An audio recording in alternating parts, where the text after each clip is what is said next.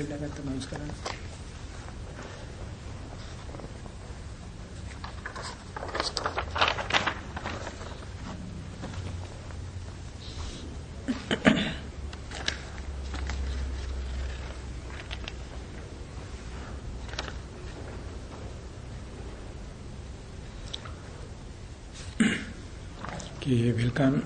welcome everyone for the retreat, for the retreats. According to the timetable that I think everyone knows by now, 7 to 8 is allocated for the meditation instructions, and 8 to 9 we can take time for 1 hour sitting, and then walking meditation. And 9 to 8 sitting meditation, 9 to 10 sitting meditation, and 10 to 11 again walking meditation before the lunch. So as far as this morning program is concerned, I would like to invite those who wish to take precepts at the beginning as the customary start of our religious activity. I will administer Ajiva Attamaka Sila. So those who wish to take Ajiva Attamaka Sila may start with Namo Tassa.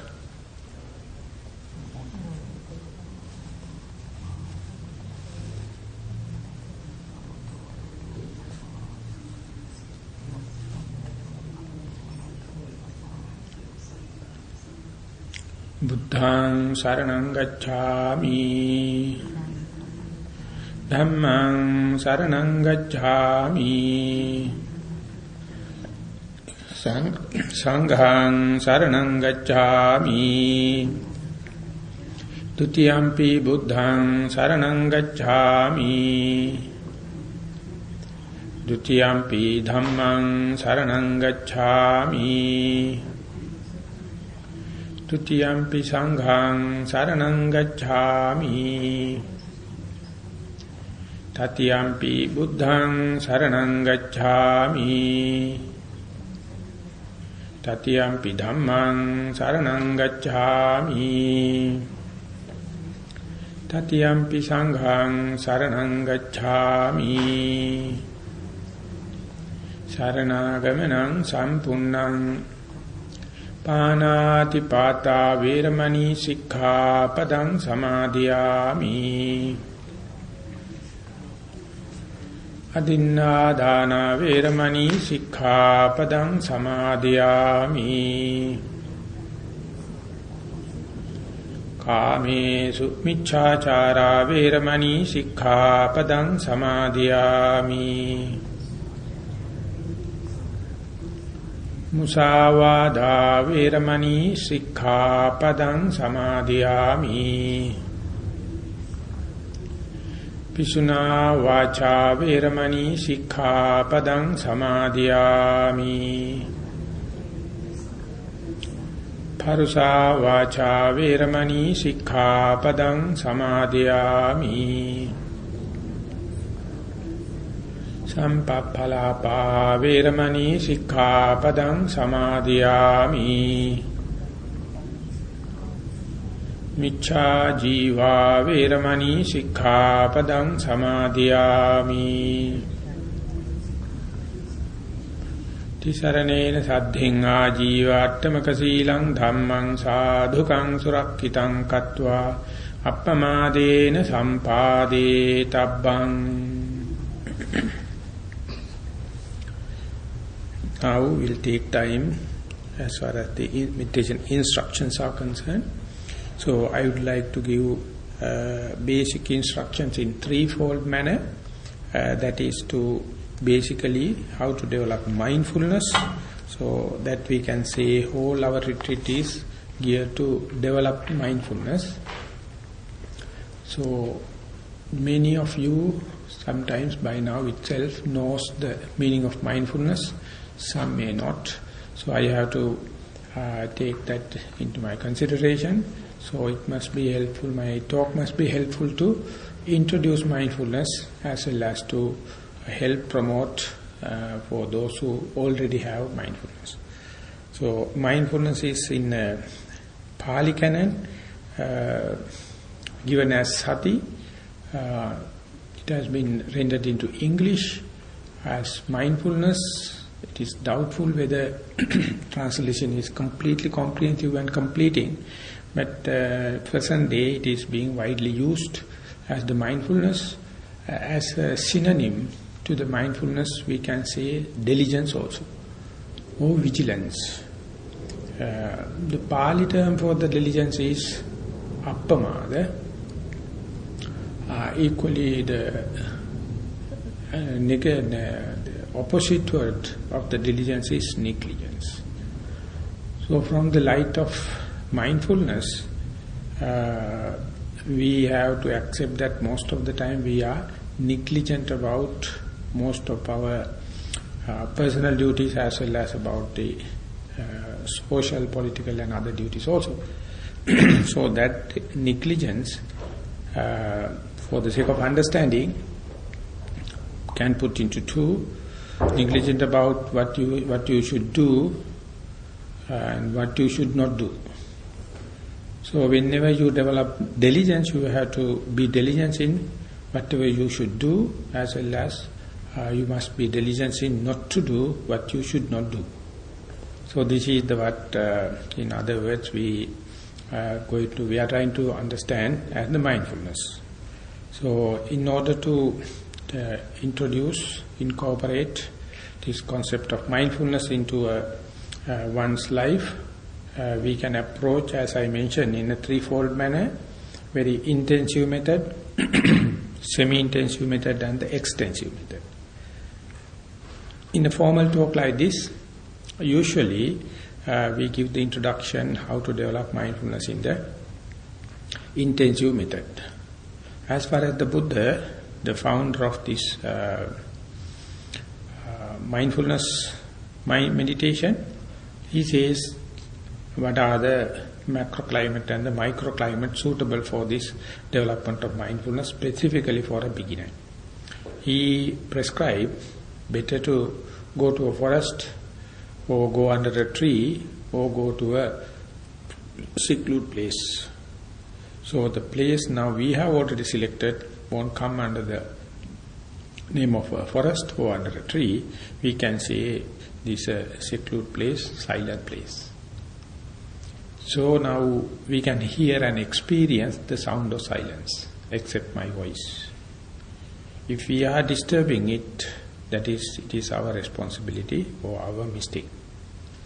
So therefore, in order to facilitate, in order to maintain this conducive condition, we have to make sure we are not going to make much noise or voice during this retreat. Because that under the intensive practice, the silence is an essential.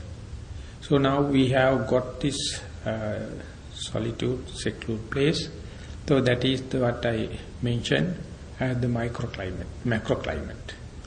And as far as the intensive practice is concerned, the other one is that your bodily configuration or bodily posture. The Buddha, in his teaching, he says we have 4 cardinal postures: sitting posture, like what you have already assumed, and standing posture, walking posture, and lying down. As far as the beginner is concerned, the sitting posture is the most conducive. So whenever instructions are given for intensive meditation, always it is preferable to assume a sitting posture. That may be we are sitting in front of a Buddha statue. It depicts, shows how to assume a good sitting posture. If you carefully observe the statue of the Buddha, you can see he is sitting in such a way the lower part of his body is completely touching the ground, flat, in a triangular shape. And the way keep the hands, of course, as far as the hands are concerned, there is no particular posture. Whatever it may be, once it is fixed, it appears like a pyramid. The triangular shape, all the directions. This is the most established architectural design in the world. So once you assume this well-established sitting posture, you are well-grounded, well-established. This is one of the things one have to make sure. Though the Buddha demonstrate the best way, many of you may have some questions and problems regarding the pains and the other difficulties, so that you can't assume this kind of a sitting posture. So therefore I have to make a statement. So such a perfect sitting posture is not utmost necessity at the beginning, but this is the maximum and the best. As you keep on practice, if you are lucky to continue, slowly you will understand. As the practice advance, your posture also become adaptable, and ultimately this is the best if you can assume. So in the sitting posture also, sitting this cross-legged posture, have still three minute details. One thing is full lotus posture, the second is half lotus posture, and third one is quarter lotus posture. So each and every gradually become comfortable for the beginner, but the full lotus is the best and appreciated by well-trained practitioners. So don't get obsessed with the posture, thinking that if I can't sit in the full lotus posture, I am disqualified to meditation life. That is not the idea I am going to make it. But I am telling, more and more you assume a good established posture, body will take care about itself. That's the pragmatic idea behind. So you assume a sitting posture. If you have any problem regarding sitting on the ground, as well you can take a meditating bench or a chair, but as far as your upper part of your body must be erect. So if you are selecting a chair, it must be a straight back chair rather than an armchair. And the lower part of your body must be in comfort and in balance. So once you assure the microclimate like calm, serene, silent place, you go and sit yourself, and then you have to, before going to the serious business of mindfulness, development of mindfulness, you have to make sure now you are at ease. That means in a sitting posture is comfortable. So there are few criterion for you to check it whether this body posture is physically comfortable. That means that you mildly close your eyes and then scan through your body, sweep through your body to see that it is sitting balance, left and the right.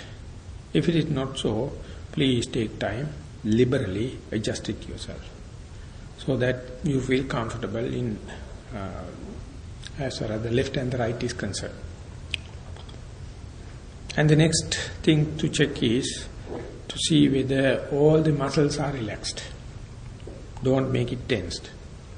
Specifically, you have to mention about the eyelids and neck muscles and the back, lower lumbar.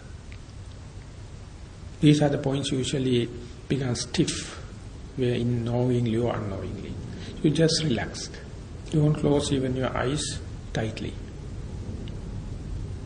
And once you feel the balanced and relaxed posture, your own posture, that is the first criterion for a beginner to understand.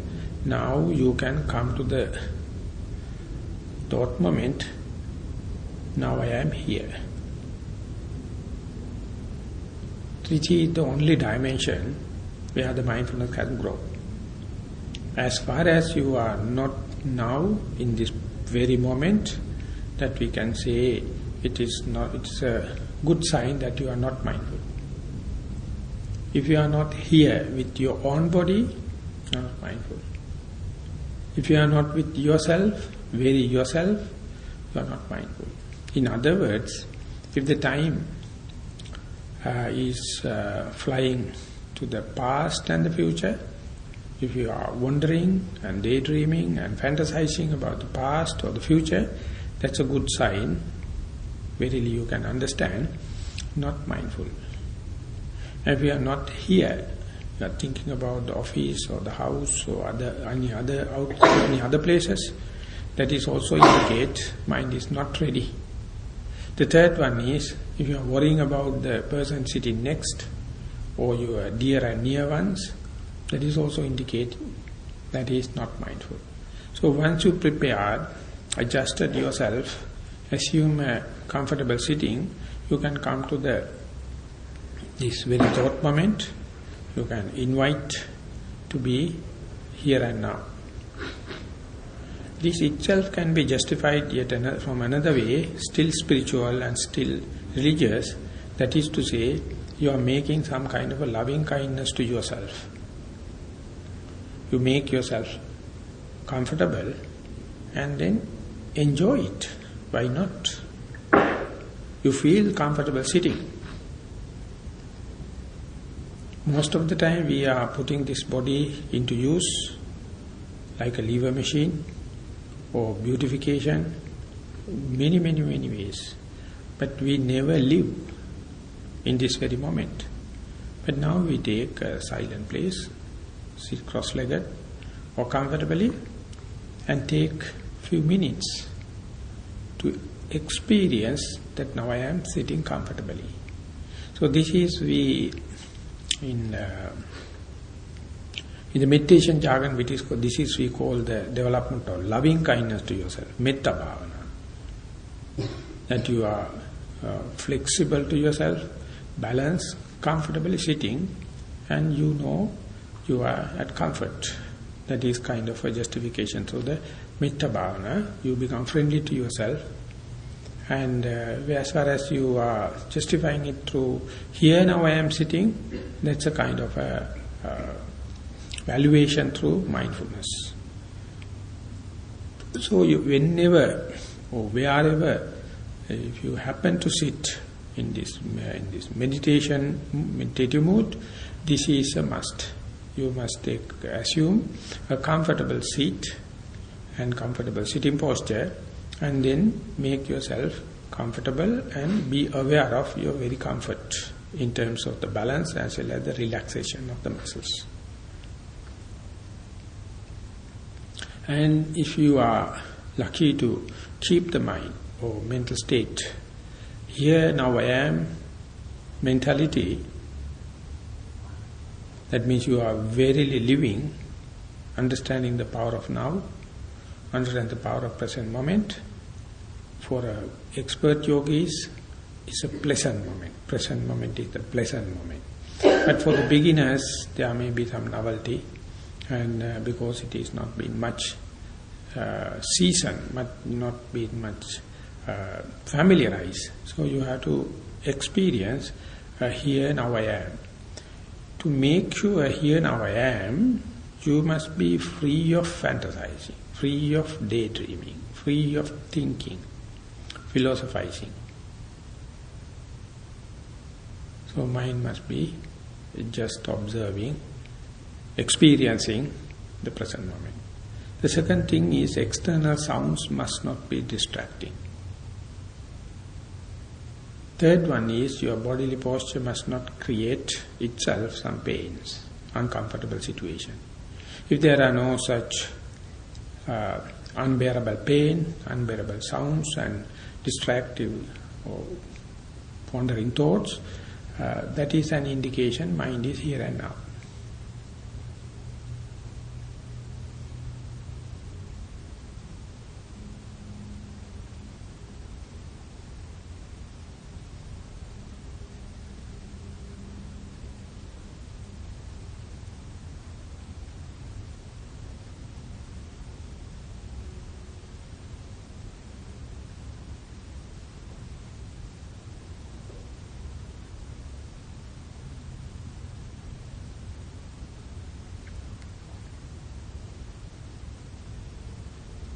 as far as this mind is here and now, there's a kind of a settlement, kind of a comfort, balance, settlement.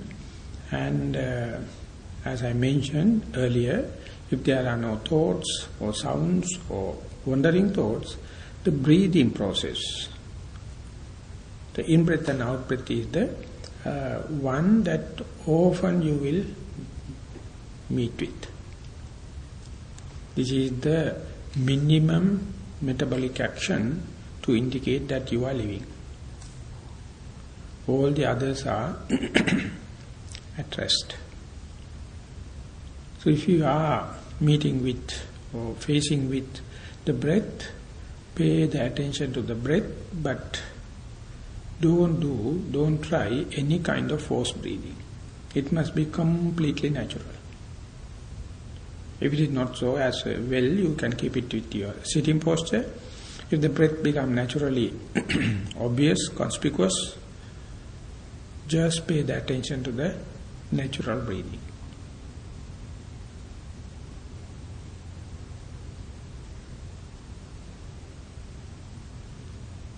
Do not try to steer it, manipulate it, do forcefully, just natural breathing.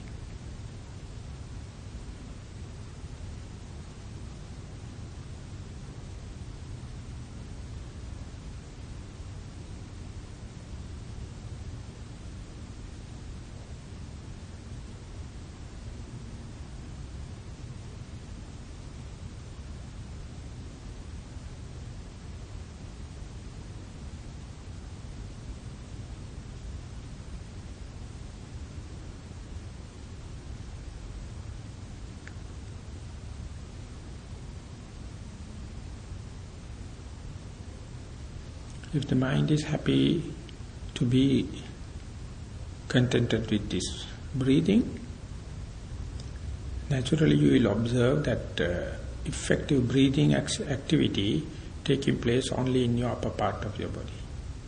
Keep it balanced, erect, so that respiratory tract is not distracted. And equally, you can just forget about the lower part of your body. Bring the attention from your whole body to the upper part of your body and let the natural breathing take place, whether it is long or short, not manipulating, not steering.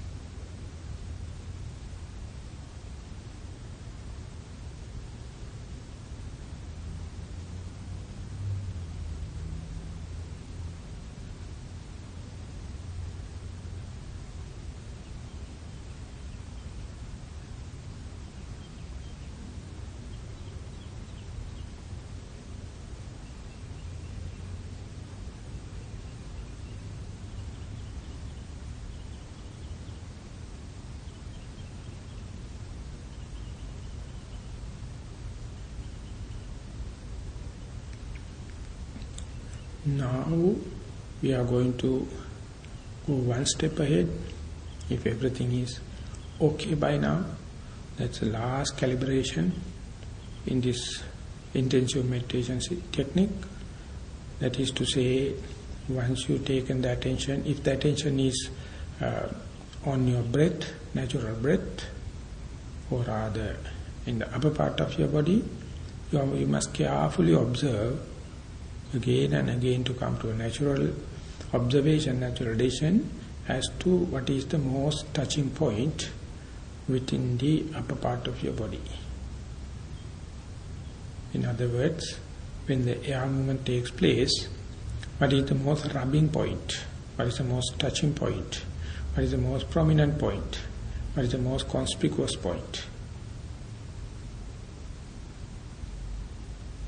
Some people feel it at the end of their nostril, the gushing air rubbing against either left nostril or right nostril or equally. Some other may come out and say, feeling on the top of the upper lip, as and when the in-breath is happening, you feel that point invariably, clearly, other than the other points of touch. When the in-breath happens, again you have to be very observant to get the most rubbing point. If you feel somewhere around at the nostrils, end of the nostril or top of your upper lip, that is in Pali we call Ānāpānasati Bhavana, or to translate, the mindfulness on in-breath and out-breath, or mindfulness on breath. Some, specifically after the introduction from the Burmese master, Venerable Maha, some feel the lowermost point of the respiratory tract, that is the movement of the diaphragm, feel as rising and falling of the abdomen. In between the rising and falling of the abdomen and the nostrils, many other places according to individual anatomy.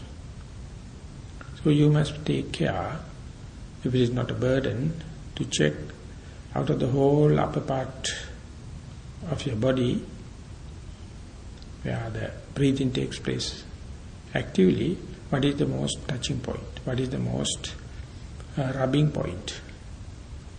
That must be a very pragmatic point.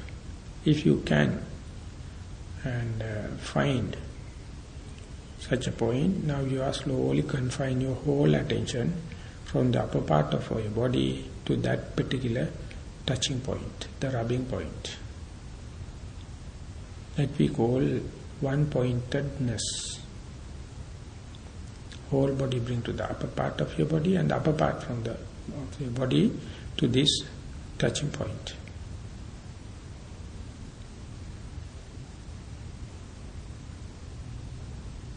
For example, if you find that touching point is at the end of the nostril, now when the in-breath happens, you can clearly perceive, keeping the mind on this particular touching point, pragmatically, what you appointed, and be 100% with the in-breath.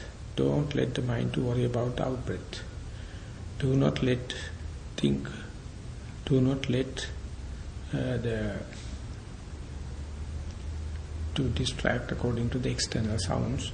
When the out-breath happening, you are fully with the out-breath. And when it's changing into the in-breath, equally you are welcoming and try to be in-breath. So now we are highly calibrated. Without the mindfulness means keeping the attention when the in-breath happens on in-breath, when the out-breath happens on out-breath. And there you may understand when the in-breath is happening, out-breath is completely out. When the out-breath is happening, no any sign of in-breath. They are completely independent operations. Be 100%, if possible, when the in-breath is happening, experience totality, from the beginning through the middle to the end. And when the out-breath happening, be prepared to get the original touch, the beginning touch of the in-breath. And through the middle, rubbing sensation, try to see the tapering and slowing down of the experience of out-breath. So try to keep as much as possible with the in-breath and out-breath.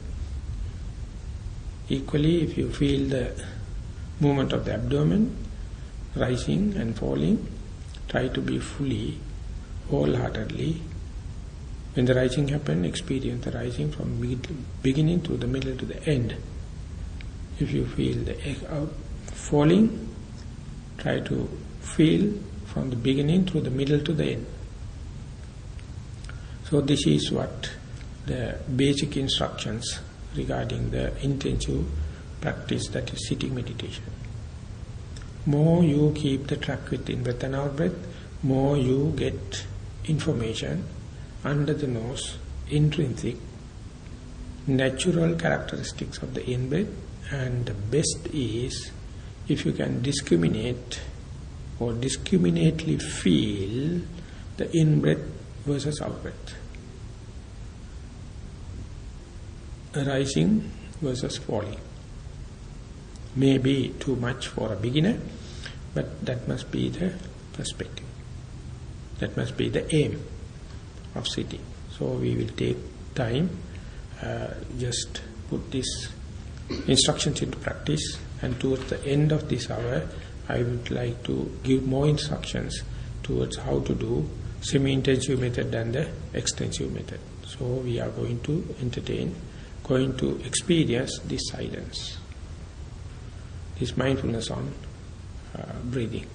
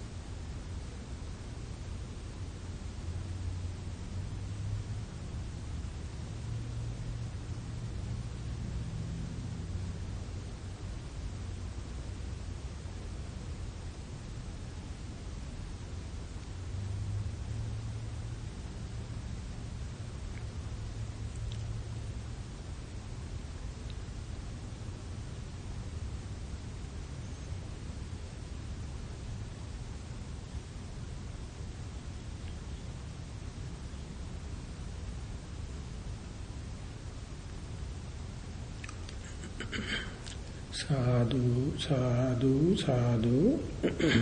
I would like to take few minutes before finishing this session to give some instructions how to do semi-intensive and the intensive method. In other words, how to develop mindfulness in walking meditation and in day-to-day activities. It is easier for me to give a comparison between sitting meditation and walking meditation. Now we have taken almost about 50 minutes.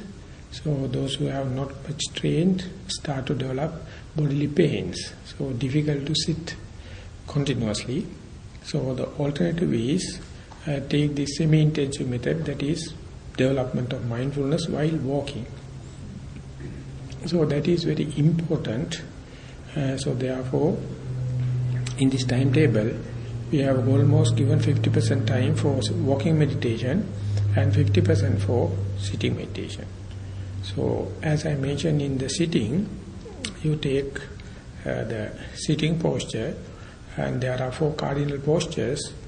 Beginners are recommended to practice with this sitting alternative with walking meditation. Sitting, you close your, as much as possible, your faculties, close your eyes, go to a silent place, do not entertain smelling, normal atmosphere, and do not talk and do not eat, and breathing, which is a function happening with the involuntary muscles without any will, any intention, and you are focusing the attention on the mind door is open to this breathing process, theoretically. But compared to that, walking meditation, you have to find a stretch walking path enough for 30 to 40 steps. So in traditional professional meditation centers, there are structures or paths, walking paths already prepared, and usually it is 4.5 feet wide, 45 feet average, sometimes 30 feet, and sometimes go up to 60 also, maximum is 90 feet, that stretch, and leveled, straight, hardened, and then put sand, about half an inch sand layer, upon that only you practice walking meditation. But here, I think it's okay to practice walking meditation when there is no sitting sessions, around these corridors and outdoor, as well as on the lawn. The best is, if it is prepared sand bed, go with barefoot. But here you will do appropriate way with your socks or with your footwear, specifically in the outdoor lawn. So once you determine this stretch, this is the stretch that I am going to use as a walking path, stand still, facing the stretch, and make the first alignment that now I am standing. You silently stand still and make the balance left and the right. That means you are not carrying anything in your hands, and relaxed. And if you can bring the attention, here now I am standing, that's a good starting point. And then just to check and just to familiarize the place, you just walk that 30 to 40 feet that to determine with your normal speed. No contemplation, just walking. Do it for a few minutes. And if you find it is, then you are not crossing others' paths, or this stretch is clear, good. And then again come and assume that standing posture in the same place that you started, and eyes are open. You are bound to see other objects and bird sounds and other kind of things. Whatever may be, now you are going to focus the attention on the movements of the leg or the steps. So when you start to do contemplation or mindfulness walking, with compared to the sitting posture, your attention is rather on the lower part of your body. Not like in sitting. Sitting you try to bring the attention to the upper part of the body with the breath. But here, intentional walking happening with the lower part, your legs. So therefore, it is advised to keep your hands tight in between, in front or behind, so that your attention will be with the legs. When you are moving the right leg, verily you understand, this is my right leg, and you try to experience it. Many come out and say that often they feel the touch of the heel, or touch of the foot, the sole, on the ground.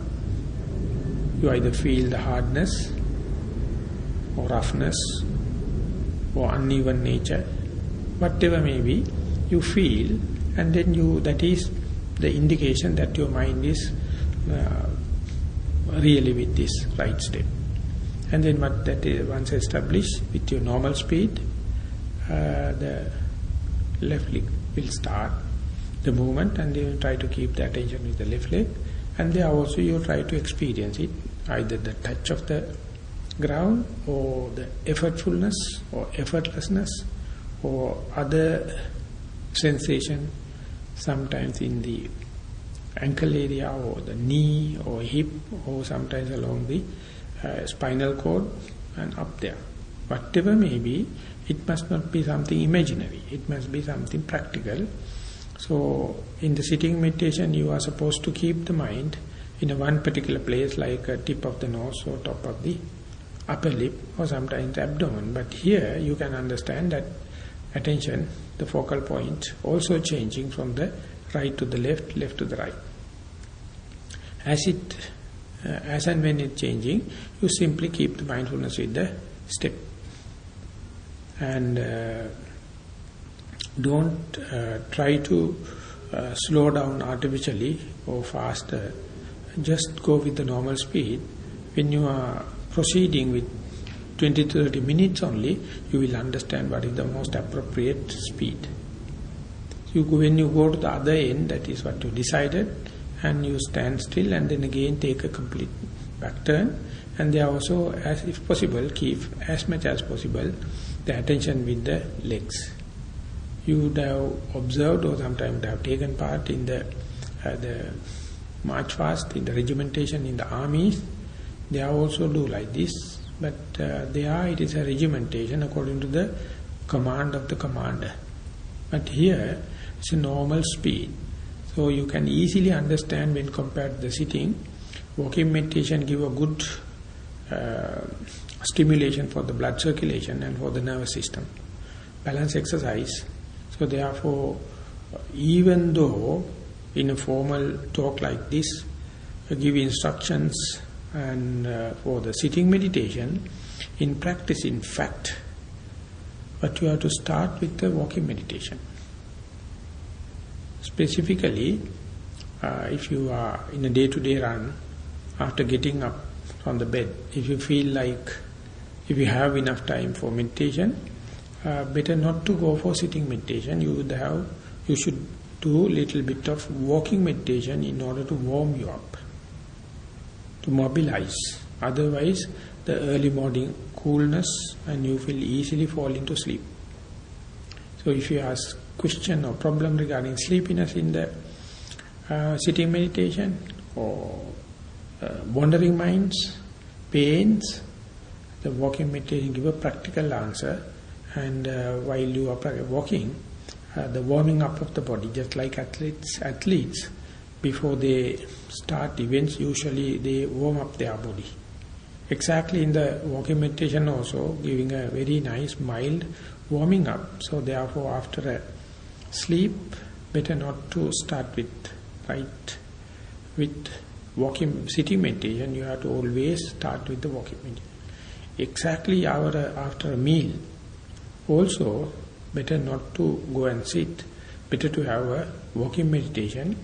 As the timetable suggests, the best is to have a 1 hour walking meditation and 1 hour sitting meditation. And if you have any idea of sharing this meditation with your younger children or young ones, better not to introduce a sitting meditation. They find difficult to keep their body in one place. But if you are demonstrating and practicing walking meditation with them, easily they will be happy and come with you. And equally, if you have elderly people, those who are recovering from diseases, or if you happen to in such a situation, best thing is to don't worry that you can't sit, go for walking meditation. It is not only making your body for a comfortable sit, but it is promoting your healing process. The walking meditation is the one make you acclimatize into any kind of lifestyle. So therefore, in all the religious circles nowadays, there are the upheaval, increasing of the interest toward the meditation, but all are confined to sitting meditation.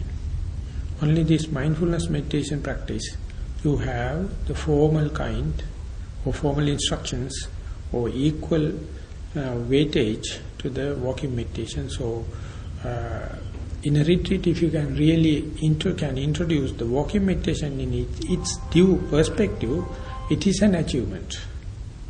So therefore, don't think walking is a wastage of time. I would say for already started people, the best hiatus, the best interest come with the introduction of walking meditation. The Buddha has himself given discourses to highlight the value of the walking meditation, and irrespective of the age, irrespective of the gender, you must give the value for walking meditation, and that is the time usually you feel like talking.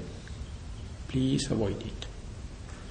And walking is a little challenge with the external views because your eyes are open, but don't look at your legs or don't look at straight the visions in front. Have an downcast eye where that in the walking path you have to observe somewhere around 5 to 6 feet above, ahead. So that you are not just focusing the attention on your legs. If it is so easily, you can develop headaches. The neck muscles will be painful. And so it must be relaxed. So that is how we are going to introduce semi-intensive method. And after this talk, we are going to have 1 hour of walking meditation. That means 9 to 10, and 10 o'clock we are meeting here for another session. And there are no instructions are there. 1 hour you come and sit, and after that we are going to have the lunch hour. So besides this intensive method of sitting and semi-intensive method of walking, I would like to take few minutes to introduce this extensive method, what I call, or how to develop, how to maintain this mindfulness in the day-to-day activities. That is the thing you are going to take when you go home. In a meditation center, you will get a pure time to do sitting and walking. But in the day-to-day activities, day-to-day timetable, you won't get this much of a chunk of time to intensive and semi-intensive. Therefore, the thing you gain by day-to-day activities is have some parallelism with your day-to-day life. In the day-to-day activities, a simple way of introducing mindfulness is, as much as possible, try to do one thing at a time, and that done well. In day-to-day life, we have so much of tasks to perform within one time, and therefore, even if it is fulfilled, there is no much of a satisfaction and contentment. Often what happens is they get jammed each other and ultimately end up with a lot of disappointments. So in the day-to-day activities, whatever you do by yourself, where you can perform slowly and mindfully, you must start with them. Don't start and worry about the mindfulness in the complex activities in the day-to-day life. Especially when you are socialized or we are doing with the task force, very difficult to be mindful. But instead, when you are brushing your teeth, washing your hands, and do kind of your toiletries and eating, and if you happen to walk alone, that kind of time you can use for walking meditation. And in general, you have to be strategic to get the appropriate time for mindfulness in the day-to-day activities, whenever you find, but you have to have 3 marks. That means, if you wish to incorporate mindfulness, it is better to do things little slower than usual in day-to-day activities. In my personal experience, I started not with sitting, not with walking. I started only with the day-to-day activities as a busy person. So my teacher, he was a foreigner, he asked me to be mindful while brushing my teeth. That was the starting point. So daily I made an appointment that whenever I brush my teeth, I make it little slower and mindfully. Slowness will give self,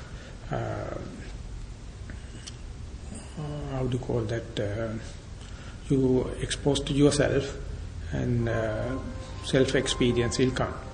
So do mindfully, slowly. The third and the most important is listen to your own sounds, silently.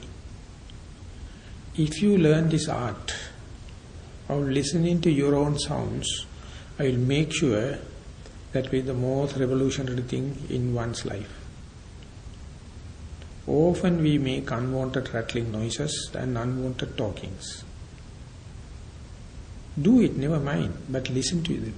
And then only you will understand how much a wastage of time and distraction for your mindfulness. And moment you start with the neutral idea of listening to one's own sounds, it is a real reminder for you to be mindful as much as possible. Whenever you are contributing noises to the environment, you try to be mindful. You are just listening. Then only you will understand we are not lucky to receive this silence, because we ourselves is not contributive for silence. The moment you make the determination, firm determination to listen to yourself, slowly you will get more and more silent places, you will meet more and more silent people, then you yourself will be silent. So therefore, SMS in the day-to-day life is slowly, mindfully, silently. And start with only the task that you can control yourself, that means you do by yourself. And slowly, it will catch the ground. So you will see sitting meditation intensive and daily activities are very extensive as contradictory each other. But if you are lucky to maintain this meditative life continuously, ultimately they will become complementary each other. If you had a day with a lot of mindfulness and in slow phase, when you go and sit, you will find easy to develop the mindfulness and the concentration. Equally, you will say, if you lucky to get 1 hour or so, a good comfortable sitting, after that 2-3 hours of silentness, contentment, and the satisfactory nature of the mind is prevailing. So once they come into shaking each other's hands, that is the time you can make a determination to be mindful whole day. Even though it is not thick and very strong, you can have just a blanket approach. From morning you get up to the evening you go to the sleep, you try to keep the network of mindfulness. That is the time you are going to meet the other people, those who are mindful in your vicinity. And you will be attracted to the people, those who take this art of living, the art of mindfulness. That network will be very effective. Unless otherwise you contribute to it, you will be ever complaining the world is busy, sound pollution, and no peace of mind, no mindfulness and all. The moment that it comes into you through all the 3 methods, intensive method, semi-intensive method, extensive, you will understand all the important people, heroes and other kind of, everyone achieved their achievements to this mindfulness, whether they know or not, it's a separate issue. Therefore, once you establish this mindfulness, the organization of the life will be very automatic, and predictability and the credibility will be increasing. You are the first person to understand the changes, and next, the second is your colleagues. So therefore, once you taken these instructions into your heart and put into practice, at the beginning it's very difficult, because this is like going against the grain. But once that is going to catch the momentum, slowly what you have to do is facilitate it. How? How to facilitate it is to come to a retreat like this, listen to kind of instructions by people already develop mindfulness, and have association with good friends, mindful friends, and then only it takes the gradual momentum to go up to the day-to-day level. So that's all I thought of sharing with you all in this first hour. Now it is already 8:05. So now onward, 55 minutes we will take for walking meditation, and it will be a break also if you wish, any tonic or liquids or kind of thing. And 10 o'clock we will be meeting here. So before getting up, I would like to know whether there are any questions or anything to be clarified, and if it is so, we'll take few minutes and then go for walking meditation.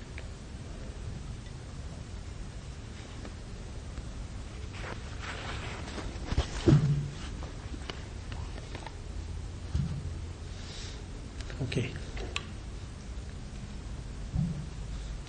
Sadhu, sadhu, sadhu.